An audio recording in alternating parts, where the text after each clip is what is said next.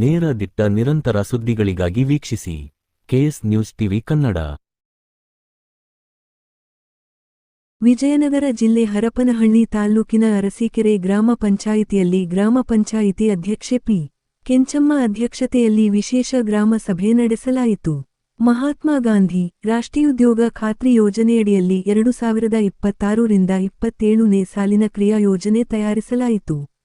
ಊರಿನ ಬಸ್ ನಿಲ್ದಾಣದ ಹತ್ತಿರವಿರುವ ಚಿಕ್ಕ ಕೆರೆಯಲ್ಲಿ ಕೋಳಿ ಅಂಗಡಿಯವರು, ಬೀದಿ ವ್ಯಾಪಾರಿಗಳು, ಬೀದಿ ಹೋಟೆಲ್ಗಳು ಎಲ್ಲರೂ ಚಿಕ್ಕ ಕೆರೆಯಲ್ಲಿ ಕಸ ಹಾಕುವುದರಿಂದ ತುಂಬಾ ದುರ್ವಾಸನೆ ಬರುತ್ತಿದ್ದು ಓಡಾಡುವ ಸಾರ್ವಜನಿಕರು, ಸ್ಥಳೀಯರು ಮೂಗು ಮುಚ್ಚಿಕೊಂಡು ಓಡಾಡುವ ಪರಿಸ್ಥಿತಿ ಬಂದಿದೆ. ಕೂಡಲೇ ಈ ಸಮಸ್ಯೆಯನ್ನು ಬಗೆಹರಿಸಬೇಕು ಎಂದು ಸಾಮಾನ್ಯ ಸಭೆಯಲ್ಲಿ ಪ್ರಸ್ತಾಪಿಸಿದಾಗ ಗ್ರಾಮ ಪಂಚಾಯಿತಿಯವರು, ಮುಖಂಡರು, ಮಹಿಳಾ ಸ್ವ-ಸಹಾಯ ಸಂಘದವರು ಸ್ಥಳಕ್ಕೆ ಆಗಮಿಸಿ ವೀಕ್ಷಣೆ ಮಾಡಿ, ಯಾರು ಚಿಕ್ಕ ಕೆರೆಯಲ್ಲಿ ಕಸವನ್ನು ಹಾಕಬಾರದೆಂದು ಮನವಿ ಮಾಡಿದರು. ಮುಂದಿನ ದಿನಗಳಲ್ಲಿ ಯಾರಾದರೂ ಚಿಕ್ಕ ಕೆರೆಯಲ್ಲಿ ಕಸ ಹಾಕಿದರೆ ನೋಟಿಸ್ ನೀಡಲಾಗುವುದೆಂದು ಎಚ್ಚರಿಕೆ ನೀಡಿದರು.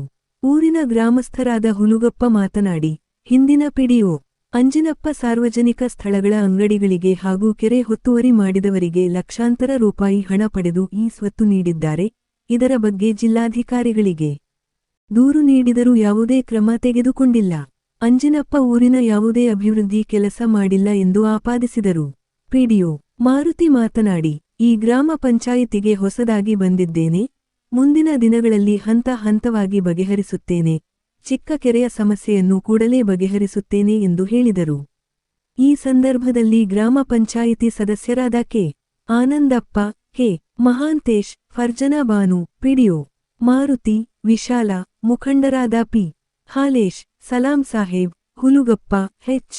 ದುರುಗಪ್ಪ, ಹಾಲಪ್ಪ, ನಾಗರಾಜ, ಪರುಸಪ್ಪ, ಮಹಿಳಾ ಸ್ವ-ಸಹಾಯ ಸಂಘದವರು, ಗ್ರಾಮಸ್ಥರು, ಸಿಬ್ಬಂದಿ ವರ್ಗದವರು ಹಾಜರಿದ್ದರು. ವರದಿ Mahesh, Arasikere, KS news TV.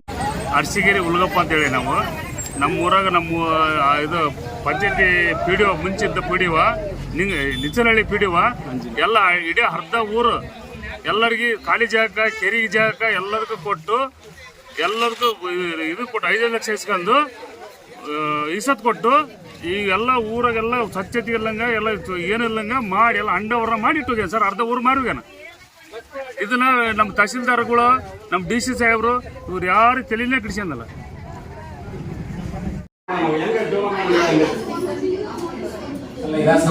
ಬೇಕಾದ್ರೆ ಸಿಬ್ಬಂದಿ ಸರ್ ನಿಮಗೆ ಅದು ಉಪಯೋಗ ಮಾಡ್ಕೊಂಡ್ರಿ, ಬೇಕಾದ್ರೆ ದುಡ್ಡು ಐತಿ ಬಳಕೆ ಮಾಡ್ರಿ. ನಾವೇನು ಕಂದಾಯ ಕಟ್ಟೋದಲ್ಲ, ಇಡೀ ಊರಿನೆಲ್ಲ ಕಂದಾಯ ಕಟ್ತಾರ ಇಲ್ಲ. ನಿಮಿಷ ಕೇಳ್ರಿ, ಅದೆಲ್ಲ ಏನಂತಂದ್ರೆ ಹೇಳಿ ಸರ್, ನಮ್ಮಲ್ಲಿ 100% ಕಂದಾಯ ವಸೂಲಿ ಆಗಿಲ್ಲ. ಈ ಕಂದಾಯ ವಿಚಾರ ಹೇಳ್ತೀನಿ ನಾನು. ಇದುವರೆಗೂ ನಮ್ಮಲ್ಲಿ 35% ಕಂದಾಯ ವಸೂಲಿ ಆಗೈತಿ, ಇಲ್ಲ ಅಂತ ಹೇಳ್ತಿಲ್ಲ. ಇರೋದ್ರಲ್ಲಿ ಈಗ ನಾನು ಹೊಸದಾಗಿ ಬಂದಿದ್ದೀನಿ, ಸದಸ್ಯರ ಮಾತಾಡ್ತೀನಿ ಆಯ್ತಾ.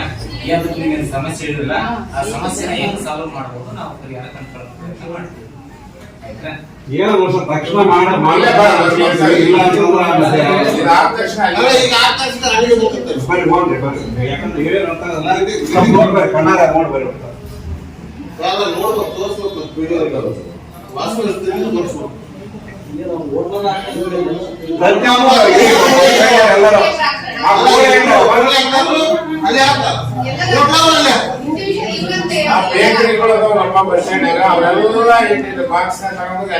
ಸಾಯಂಕಾಲ 7 ಗಂಟೆಗೆ 9